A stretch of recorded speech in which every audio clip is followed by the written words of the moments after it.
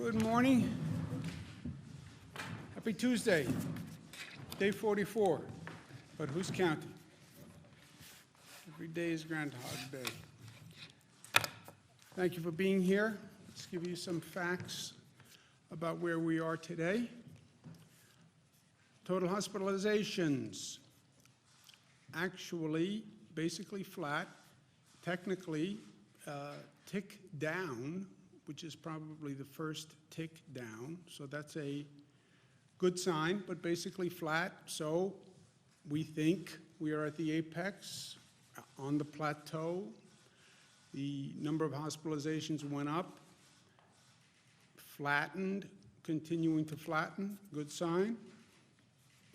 Technically, the number's down a tad, statistically irrelevant, but better than being up. The net change in total hospitalizations, if you look at the curve, which is what we look at, the curve is down. When you do the 3-day average, which is more accurate than any one day, because remember, this reporting mechanism is new. We just put it in during this situation, so I wouldn't bet all the chips on any one day. But when you look at 3 days, you look at the overall curve, we think it's indicative. So the 3-day average is down. The net change in ICU admissions is down. Again, the ICU admissions I take with a grain of salt, since hospitals are no longer what they were, and they're basically all ICU wards.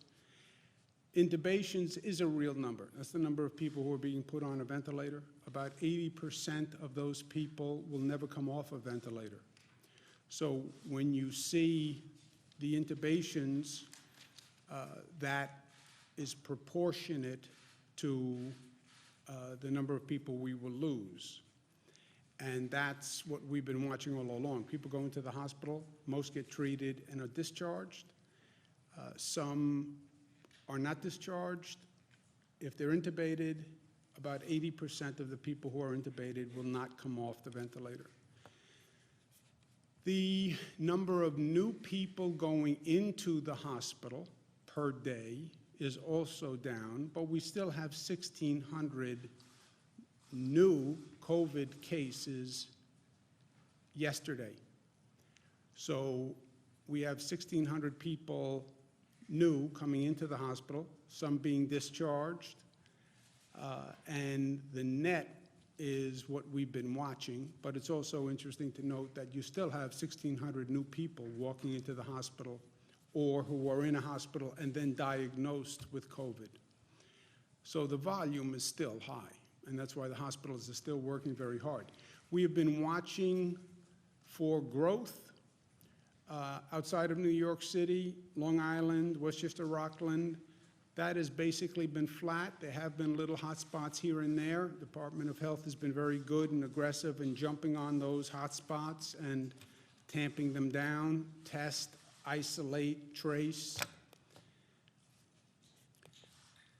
And you see the numbers by region across the state. Proportionately, obviously, downstate New York, which is what we've been talking about, but looking for growth towards Long Island, Westchester, Rockland. Rest of the state, proportionately, upstate is very, very low to everything else in the state. This is something else we're watching. This is the number of deaths in nursing homes. And the nursing homes have been an increasing issue. The nursing home issue was flagged by the first cases we had in the state of Washington, because that is the vulnerable population in the vulnerable place. And we've been worrying about nursing homes from day one, as we saw in the state of Washington. But you see the percentage of loss of life is getting higher in the nursing homes compared to the hospitals. Lives lost yesterday, 778. That number is up, and that is, to me, the most painful number. And it has been the most painful number every day, and those New Yorkers are in our thoughts and prayers. You look at the past few days and the number of lives lost, it's basically flat at a devastating level of pain and grief. But it evidences everything else we're seeing, which is basically a flattening at this level. The statisticians will say number of lives lost is a lagging indicator, which is a nice scientific term, but it doesn't mean it just is not just terrible, terrible, terrible news, and nothing we can do about it. Although many New Yorkers are doing everything they can to save people's lives on a daily basis, a great personal cost to themselves. Total number of deaths is 10,834. What we have learned through this process is that our actions determine our destiny, and that's actually good news. We changed the curve. Every projection model, White House, CDC, coronavirus, White House task force, Columbia, Cornell, Gates-funded group, every projection had a higher rate of infection, higher rate of death. CDC was talking about over 1 million people. CDC was talking about projections that would have swamped the nation's hospital system. That didn't happen. Why didn't it happen? Because of what we did. And that's important to remember and realize. We changed the curve. Better way to say it is we are changing the curve every day. We have shown that we control the virus doesn't control us. And this is a big deal. Look, we could have been in a place where we couldn't stop the spread of the virus. We could have done this whole lockdown, closed down, shut down, and you still could have seen those numbers going up. That would have been a frightening place. We should take some comfort in the fact that we have demonstrated that we can actually control the spread of the virus. Now, tremendous, dramatic pain to do it, shut down everything. But thank God we can control the spread. Can you imagine how bad a situation it would be if we did all of this and you still saw those numbers going up? You lock up your family, you protect them, but somehow the virus still infiltrated the house. That would have been frightening. So there is good news in this. But there's also a caution flag. We are, in some ways, artificially controlling that curve. We've taken all these extraordinary actions, and we are reducing the rate of infection. That means whatever we do today will determine the infection rate tomorrow. It is total cause and effect. So you stop doing what you're doing, or you behave differently, and you will get a different result. And that's important to remember as we talk about reopening. Everybody's anxious to reopen. I get it. I'm anxious to reopen. Cara and Michaela went out of the house. I trust you. They trust me. They love me. They love spending time with me, but they're sort of done with the entire experience. And that's universal. People need to get back to work. The state needs an economy. We cannot sustain this for a prolonged period of time. Everybody agrees. But everybody will also say how you reopen is everything, because of the first point, which is we are now keeping down that rate of infection. And if you start acting differently, you will see a corresponding increase in that rate of infection. And the worst scenario would be if we did all of this, we got that number down, everybody went to extraordinary means, and then we go to reopen and we reopen too fast, or we reopen and there's unanticipated consequences and we see that number go up again. Well, you're being hyper cautious. Oh, really? Go look at other countries that went through exactly this, started to reopen, and then they saw the infection rate go back up again. So let's at least learn from past mistakes. We've laid out a way to reopen coming up with a comprehensive plan, first that is regional in nature. We have 7 states that we're working with. The virus doesn't understand state boundaries, doesn't understand that it needs a passport. You know, it defies all of our norms. So how do you put the best minds together in a 7-state area, come up with a regional strategy? Because the virus can get on Amtrak, the virus can get on a plane, the virus can get in a car and drive up 95. We're all connected. And in truth, since nobody knows where they're going, and nobody's done this before, let's think together and let's plan together. If we can't come up with a common plan, let's see if we can come up with a plan that's not contradictory. Let's see if we can get to a place where what Connecticut does, New Jersey does, is not counter to what we're doing here in New York. And that's the point of the 7 states working together.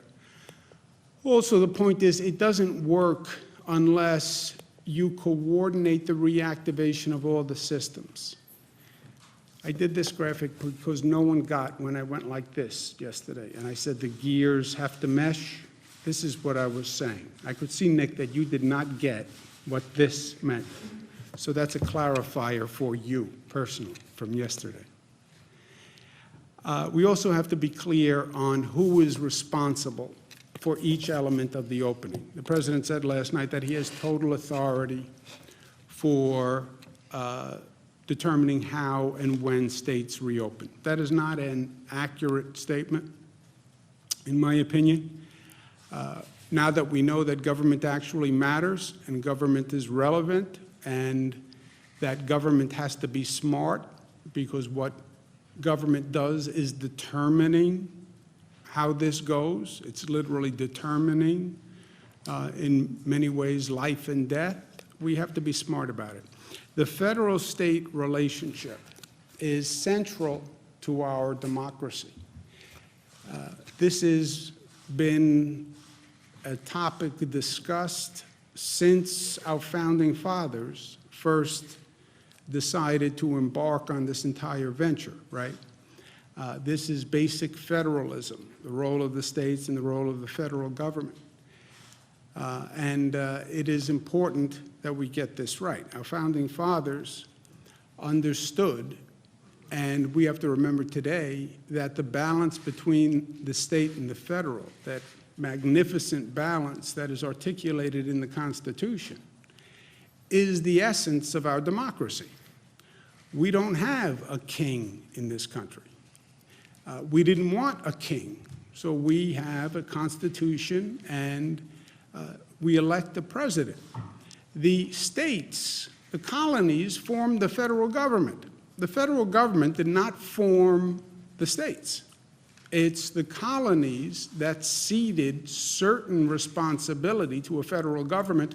All other power remains with the states. It's basic to our Constitution and that federal-state relationship. Hamilton, who in many ways was representative of this discussion of the balance of power. State governments possess inherent advantages which will ever give them an influence and ascendancy, a beautiful word, over the national government, and will forever preclude the possibility of federal encroachments on the states. That their liberties indeed can be subverted by the federal head is repugnant to every rule of political calculation. Strong language, but that was the premise. So there are laws and there are facts, even in this wild political environment. What do? We do what we do because we are New York tough, but tough is more complex than many people think it is. Within that word tough is smart and united and disciplined and loving. They are not they're not inconsistent to be tough and to be loving. Let me make a personal point, not necessarily a factual point. The president did his briefing last night, and the president was clearly unhappy. The president did a number of tweets this morning where he's clearly unhappy, did a tweet about mutiny on the Bounty and governors are mutineers. I didn't follow the exact meaning of the tweet, but the basic essence of the tweet was that he was not happy with governors and that this was a mutiny. The president is clearly spoiling for a fight on this issue. The worst thing we can do in all of this is start with political division and start with partisanship. The best thing we have done throughout this past 44 days is we've worked together and we haven't raised political flags. Even in this hyper-partisan environment, even though it's an election year, even though the politics is so intense, we said, not here, not in this. This is too important for anyone to play politics. It was a no politics zone, right? This is just about doing the right thing, working together. And that's important, and we have to stay there. We're all in a little bit of a reflective mood. I'm in a reflective mood. And everything we do here is so important, and every day is so important. And I was thinking after the president made his comments and looking at some of the remarks and looking at the tweets, reminded me of a poster I saw when I was in grade school. St. Gerard Magella, Queens, New York, Catholic school. Red blazer, gray pants, white shirt, little clip-on tie, the tie with the hook. Remember the hook tie that you had to put the hook on, and then it looked like you had a real tie, which I never understood because the hook was harder to do. You had to hook and then you had to adjust the band, which was harder than just teaching a kid how to just tie the tie. Would have been easier. But I was in grade school and there was that poster that came from a Sandberg poem, I think. Suppose they gave a war and nobody came. And I was looking at the poster, and I didn't really get it because even then I was very literal. Suppose they gave a war and nobody came. So I'm looking at the poster, and a priest came up behind me and said, "What's wrong, Andrew?" I said, "I don't understand that. Suppose they gave a war and nobody came. How could that happen? Then you wouldn't have a war." He said, "Well, that's the point. The point is what would happen if people just refused to engage? They just refused to fight." And I still didn't get it and he said, sometimes it's better to walk away from a fight than engage it. Sometimes it takes more strength, frankly, to walk away from a fight than engage it. The president will have no fight with me. I will not engage in it. I've sat here every day for 44 years asking New Yorkers to remember that this is not about me, it's about we. I understand you're personally inconvenienced. I understand you're frustrated and stressed and anxious and you're feeling pain. Think about we. Think about get past yourself and think about society and think about your family and think about interconnection and act responsibly for everyone else. This is no time for politics, and it is no time to fight. I put my hand out in total partnership and cooperation with the president. If he wants a fight, he's not going to get it from me. Period. This is going to take us working together. We have a real challenge ahead. Just because those numbers are flattening, it's no time to relax. We're not out of the woods. In this reopening, we could lose all the progress we made in 1 week if we do it wrong. And we have a number of challenges ahead. We have to figure out how to do this. How do you have a public health strategy that works with an economic reactivation strategy? Nobody has done this before. How do you start to increase the number of essential workers? How do you learn the lessons of the past? How do you start to do the massive testing that we're going to have to do here? and that we don't have the capacity to do today. The capacity does not exist. The private sector companies that do testing, we can only get about 60,000 tests per month. That's not enough. We're going to do the antibody testing, but that's not enough either. How do we do this? Put together this whole testing system and do it in a matter of weeks? It is a real question. How do we use technology? Apple and other companies are working on using technology to do tracking. How do we do that? And how do we do it fast?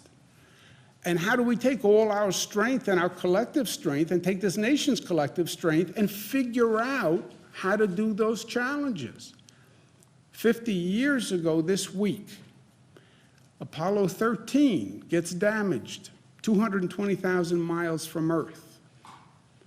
Somehow they figure out how to get a spaceship back 220,000 miles 50 years ago.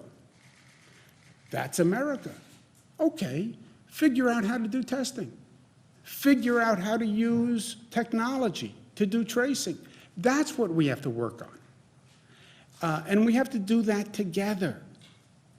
We have to do, as a government, what our people have done, right? Sometimes political leaders can learn best from following people who are normally ahead of the politicians. Look at how people have been selfless and put their own agenda aside for the common good. Can't their leaders be as smart as they are?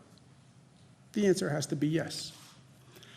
So I look forward to working with the president in partnership and cooperation, but he has no fight here. I won't let it happen.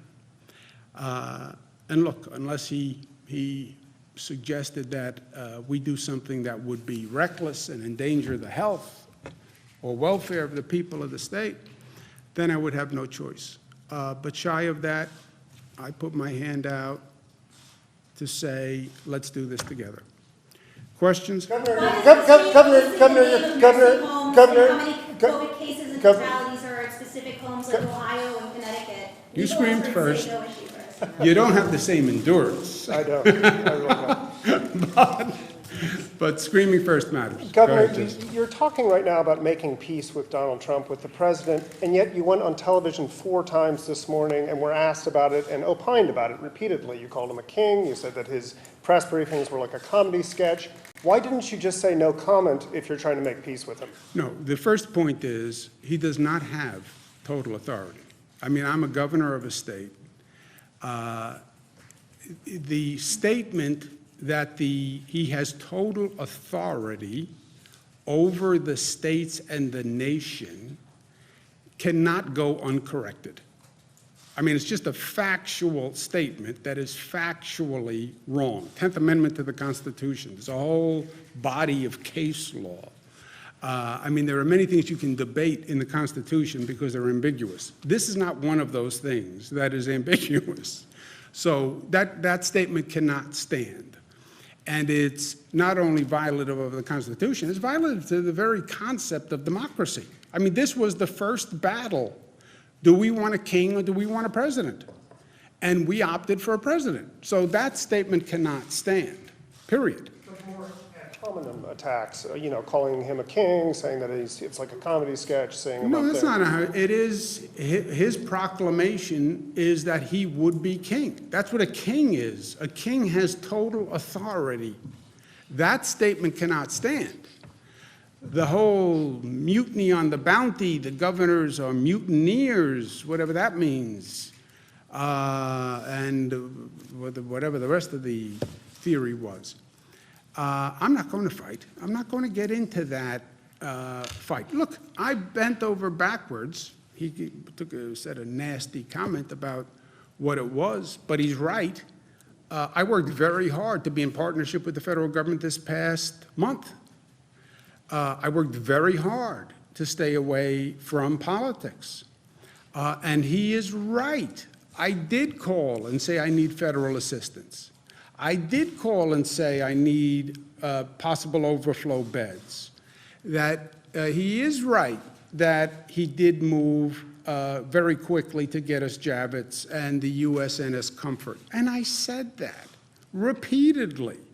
And I praised him for his actions. And he was right there, too.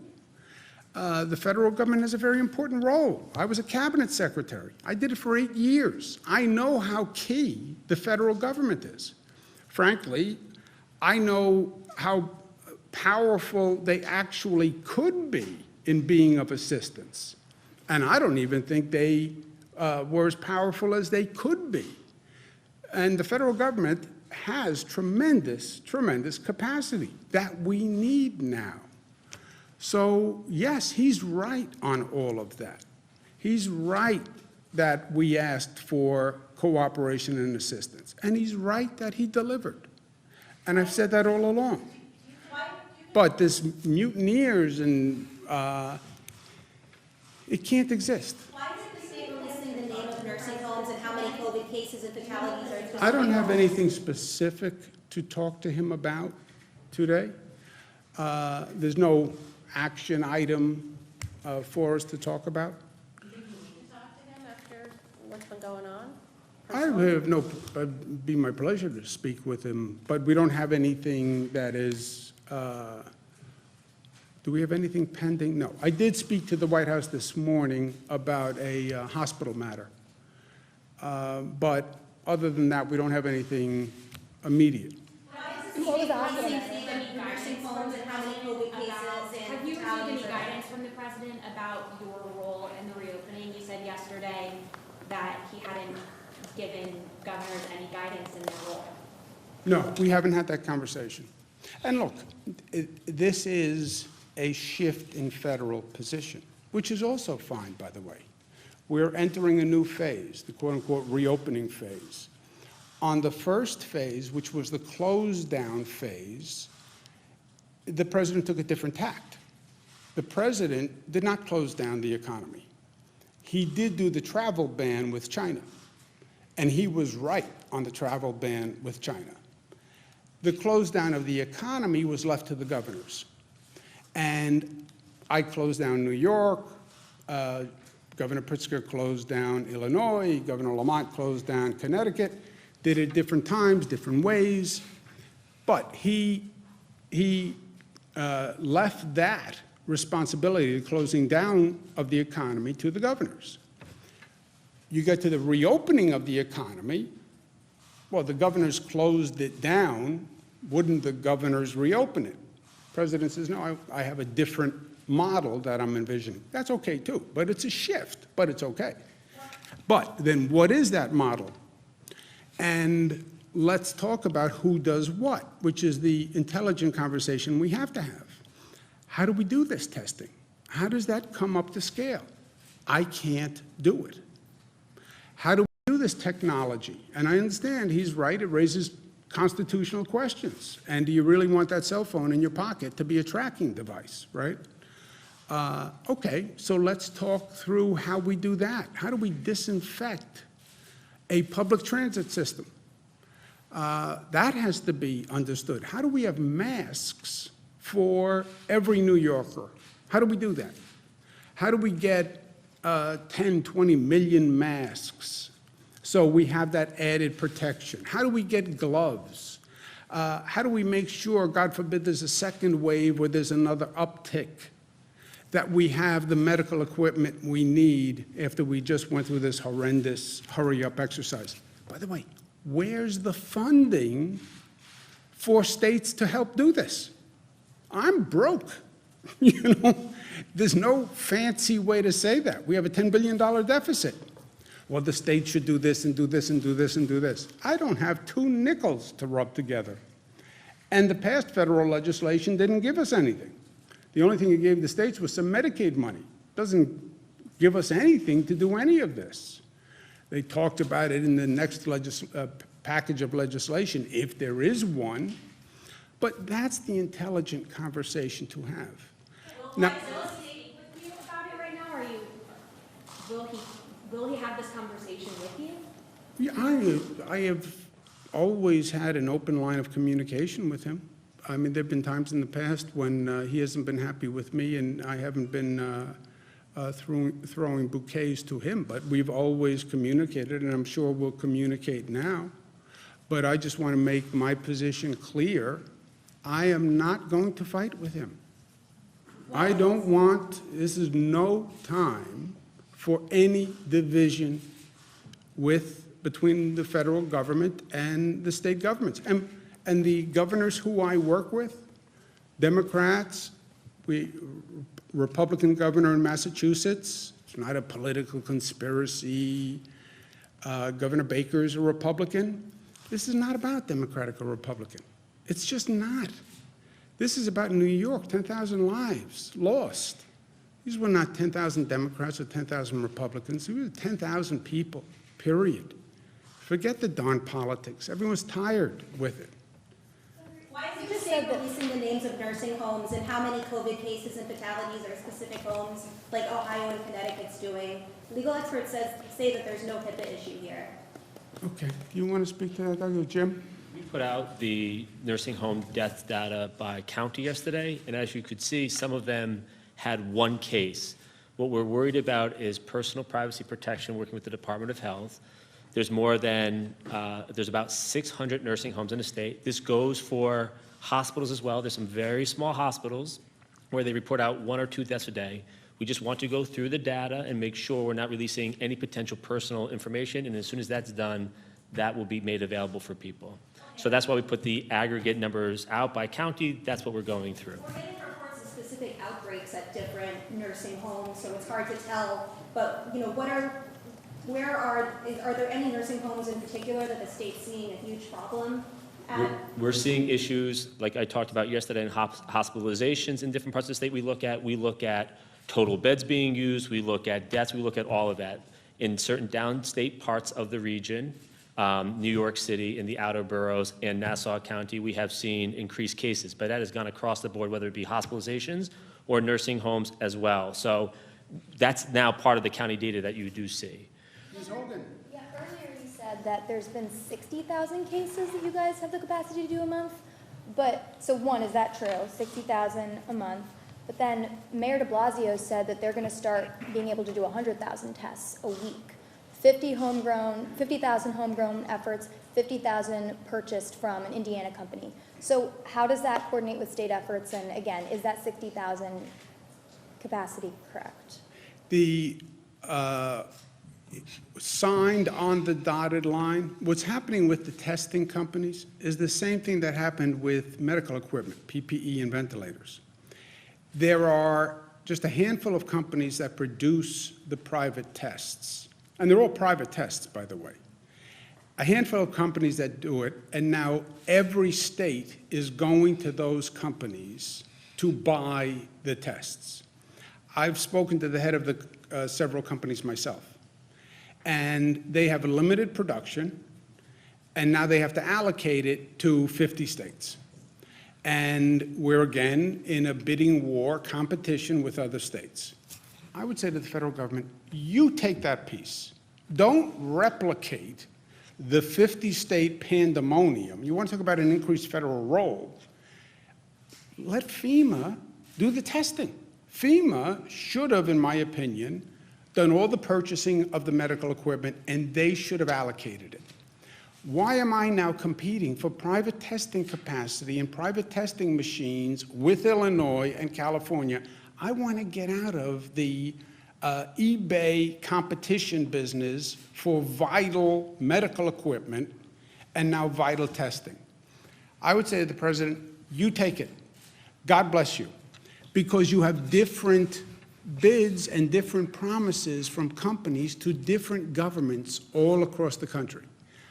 Like I bought 17,000 ventilators, and then I didn't get, we only got about 3,000, 2,500. The same thing's going to happen with the testing. But how come the city can get 50,000 made a Well, week, that's but what, the state can't? well, they're told that from a company. Do I believe we're going to see those numbers actually produced? No, because I think the same thing is going to happen that we just went through for the past month, where those companies are going to get oversubscribed, They're then going to bid up the price, and it's going to go to the highest bidder. We learned this lesson. I saw this movie. I just lived it for the past month. It cost taxpayers tremendous amounts of money. Private companies got very rich. You want to talk about going to a new phase with a different model? Let's inform it from the past model. Tell FEMA, you buy all the tests for the country, allocate them by need. This is where the cases are. New York, you're X% of the cases. Illinois, you're Y% of the cases. Massachusetts, you're Z% of the cases. The federal government is going to buy them, and then the federal government is going to allocate them. Not this, let's give each government or level of government functions that they perform best. And one of the really painful lessons was all this crazy competing by states and cities for medical equipment. We're going to do that again? That makes no sense. Governor, the accuracy of the serological tests, and what's the plan if those can't get scaled up in the way that you think is needed to reopen? What is the accuracy, would you say? It varies. There are many different tests there. We're looking at the tests that have, over 95% accuracy. We are working to scale this up both by our public lab, which is our state lab, the private sector labs that are out there. We're looking at those, as well as the hospitals, which have labs as well. And how do you address the false positive issue? Because if someone goes back to work, but they don't actually have the antibodies like the test says, and then that creates its own problem. Well, we are looking at that. For example, our state lab, the test that we've developed is basically 6 standard deviations out, which basically means that you're really way up there over the 99% accuracy, if not higher. But you are right. Can I just follow up? You are right. There are different private sector tests with different accuracy rates. And that's one of the other complications. Go buy tests. Whose test, which test, what level of accuracy, and that, I think, it's something we have to figure out one way or the other, but I would say that's something the federal government should take. What's the capacity on that at this point? How many antibody tests can you do? You mentioned a couple of thousand, Right, so the state, will be by next week at 2,000 tests that we will be able to do per week at that point. 2,000 tests per day next week, yes. That still seems like a long way to go in a state of but 19 million people, though, Right, but that's that part, but we're also working with some of the private sector companies to be able to get in the tens of thousands of tests, as well as the hospitals. Several hospitals have developed tests. There are different ways to do these tests. You could do it as a blood test. We are looking at a finger stick test as well, where you just do a little blood spot, and there's technology for that as well. Yeah, but just to follow up on that for a second. Look, you could have a whole symposium on testing. There are 2 types of tests, the antibody test and the diagnostic test. The antibody test, state health department has a test, and you're right, it's their limited capacity. Let's say they can do, you said 2,000 a day, so let's say 14,000 a week. What is 14,000 a week going to do for you?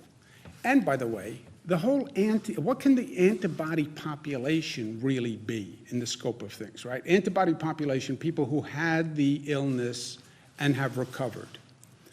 Okay, that's important to know, and we're very aggressive on antibody testing, but how many people are going to test positive, right? What % of the population at this point do you think had the coronavirus? What could a number be?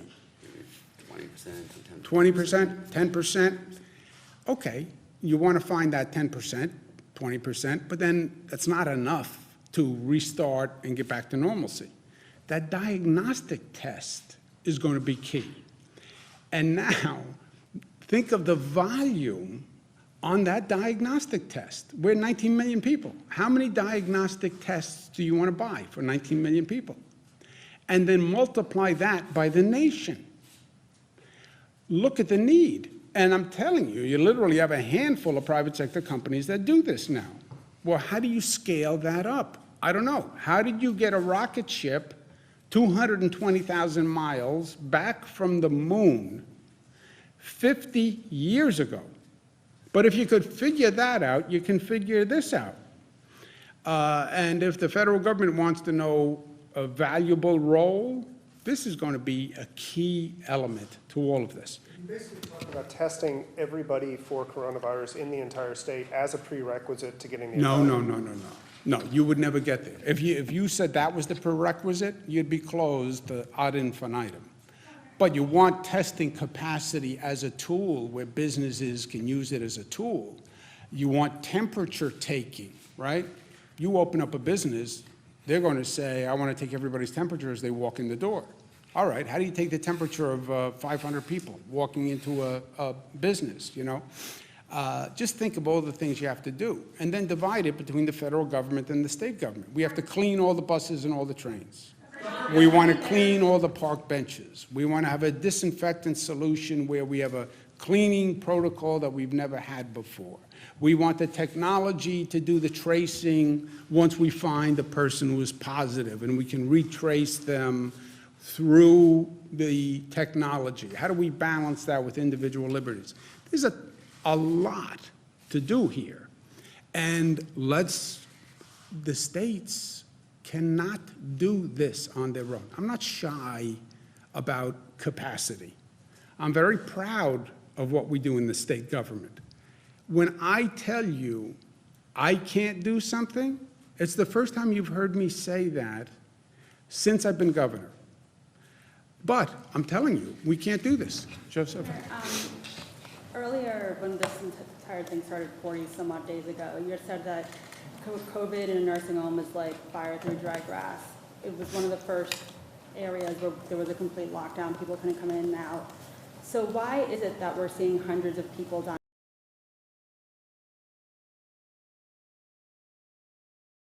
Because you cannot stop it, Joseph. You cannot stop it. Look, we have no visitors going to a nursing home. You want to hear, talk about a harsh policy. No visitors, it must be close to a month.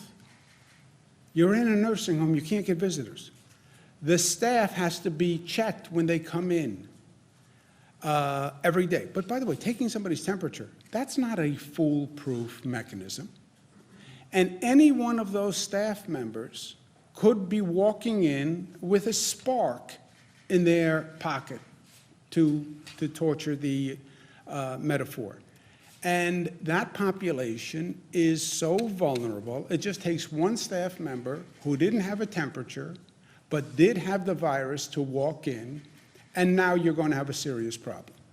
You want to comment on that? The point that the government just raised is that the crux of all this, that they're individuals with multi-organ system, many other problems, heart problems, diabetes, asthma, respiratory problems. Their immune system is just not as good or as robust, and so they get sick with whether it's this or the flu, and they end up in the hospital. Many of the patients that you had mentioned that's sick and die, a lot of those, they were transferred to the hospital, but at 95 years of age with multiple medical problems, it's a tough battle for them. And look, Giuseppe, what you've learned is you've learned your strength and your weakness, right?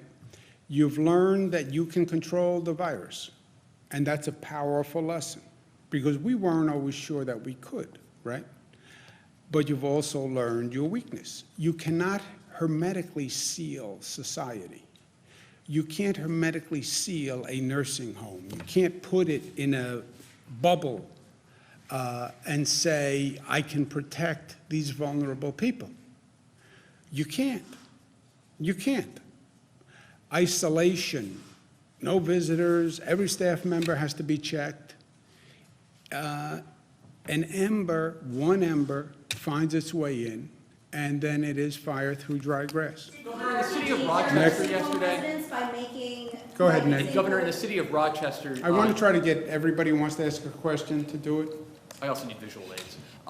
But in the city of Rochester yesterday, there was a 100-person vigil after a shooting there, and it was apparently okayed by the mayor. Is it appropriate to hold large gatherings like that one? Videos online show that people were not likely social distancing during this. Well, look, I don't know the specifics, and I don't want to comment on the specifics, but we spent a lot of time not only saying there should be no large gatherings, we even said no large gatherings during religious holidays, which a lot of people are unhappy about. But look, that was the first, at least learn the lesson, right? Learn the lesson of New Rochelle. New Rochelle, Westchester. oh, that's New York City. No, it's not. It's not a dense urban environment. It's in a suburban community. And that was one person in religious gatherings. That could happen anywhere in the country at any given time. So we learned that lesson, and we've been advocating that. I mean, I couldn't be more clear on it. Who didn't ask it? Home residents? We'll do this, and we'll do, go ahead. Are your advisors already discussing legal options should the conversations with the White House break down to that point? And what could it mean for the reopening process and the coalition with the other states if that challenge had to survive several layers of appeal and potentially drag on for months? Yeah. It takes two to tango. It takes two to get into a fight. It takes two people to get into a litigation. I am not interested in fighting with the president. And I can't be more clear in that. I'm not going to allow anything bad to happen to the people I represent, right? I see my job very clearly. I get hired by the people of the state of New York to fight for them and to protect them. I'm trained as a lawyer/advocate. Grew up at the kitchen table with Mario Cuomo, a natural-born lawyer/advocate. I will fight with all my might to protect New Yorkers, but I don't think it comes to that. I do not want to fight with the president. He is wrong on the law. I don't think this is a legal issue. This is no time. You don't even have the luxury for the argument. And there's too much to do for everyone. There's just too much to do. I can't do it. He can't do it. I'm not even sure how quickly we can do it together. So what's the fight about? Go ahead. That was actually exactly my question, but have you talked to the AG about Come up that? with a new question, fast. Have you talked to the AG about that at all? About No. the challenge? Got to be a better question than that. Go ahead. Would there be an argument of like state sovereignty, I guess? 'cause That you would said- be the argument. Yeah, you said Constitution. on TV this morning that there I'd would be call Alexander Hamilton. Thank you, guys.